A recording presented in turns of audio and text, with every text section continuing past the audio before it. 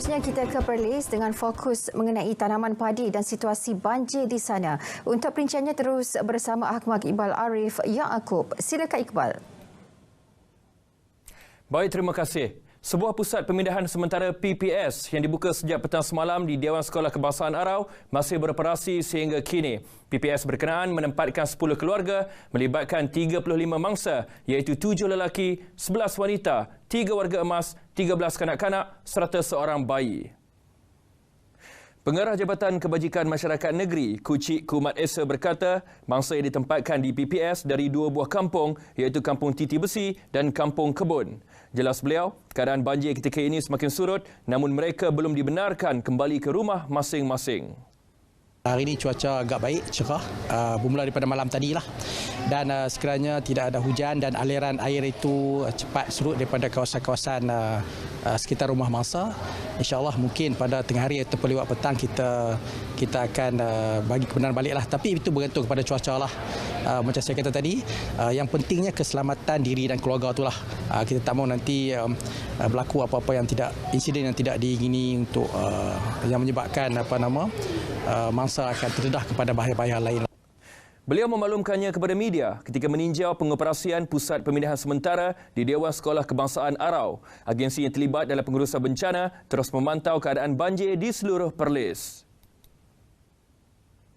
Pesawah di bawah selaan Lembaga Kemajuan Pertanian Muda MADA yakin dapat meningkatkan hasil tuaian padi sekiranya infrastruktur sistem pengairan tanaman itu dinaik taraf.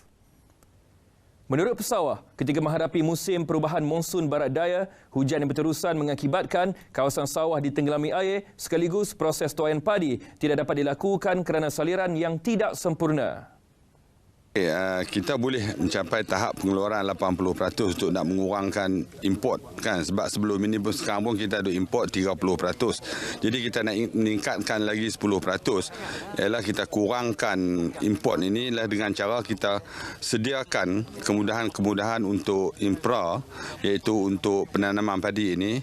Okay, contohnya dari segi input-input yang diberi bantuan, dan yang kedua adalah sistem pengairan.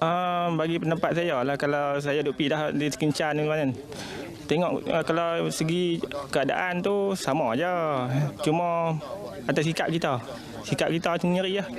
Dia tak sama. Sana dia pukul 6 pukul pagi tu ada orang. Kita tengah hari di sini dah berbeza. Tu kata jaduan raja ni kena patuh. Disiplin, jaduan kan, satu je. Pengetahuan bab-bab padi ni kena ada juga kan.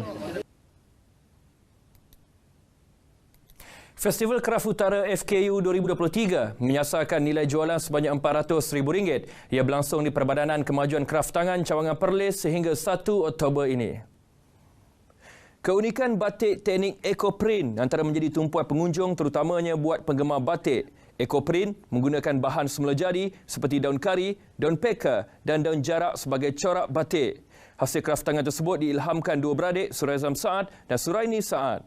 Setakat sekarang ni alhamdulillah, bukan setakat Langkawi, produk-produk kita dah boleh pergi ke tengah a few country yang baik beli kita through online. Kita dah boleh pergi jauh macam Singapore, from Canada, from England, Australia, banyak yang dah order produk-produk daripada kami lah. Buat masa sekarang kita masih lagi we still kena belajar lagi macam mana nak more ke design baru untuk nak dapatkan color-color baru. Setakat sekarang ni alhamdulillah selepas 2 ke 3 tahun kita bertapak, kita hasilkan lebih daripada 150 produk. FKU 2023 melibatkan 60 usahawan peringkat kebangsaan yang telah menempa nama dalam keusahawanan kraft tangan negara. Sekian perkongsian dari Perlis. Kembali semula bersama dengan rakan tugas Sri Angsa Puri. Silakan. Baik, terima kasih Iqbal. Sistem peparitan tersumbat dan tidak diselenggara dipercayai antara punca banjir kilap berlaku di beberapa kawasan di Kubang Pasu Kedah. Keadaan itu menyebabkan air tidak dapat mengalir dengan lancar dan tersekat sebelum memasuki kediaman penduduk. Macam mana nak menyelenggara parit-parit yang ada di kawasan kita, kekerapan untuk kita membuat pembersihan dan sebagainya haruslah dilihat oleh pihak-pihak yang bertanggungjawab, sama ada ianya sebulan sekali itu kita nampak cepat sangat, tetapi at least ada 3 bulan sekali, 4 bulan sekali setidak-tidaknya untuk satu yang keduanya keluasan parit yang ada. Kadang-kadang parit ni dah kecil dan tak sesuai lah dengan keadaan kerana pembangunan itu berlaku dengan pantai. Beliau berkata pihaknya akan berhubung dengan pihak Agensi Pengurusan Bencana Negara NADMA bagi menyalurkan bantuan kepada penduduk terjejas.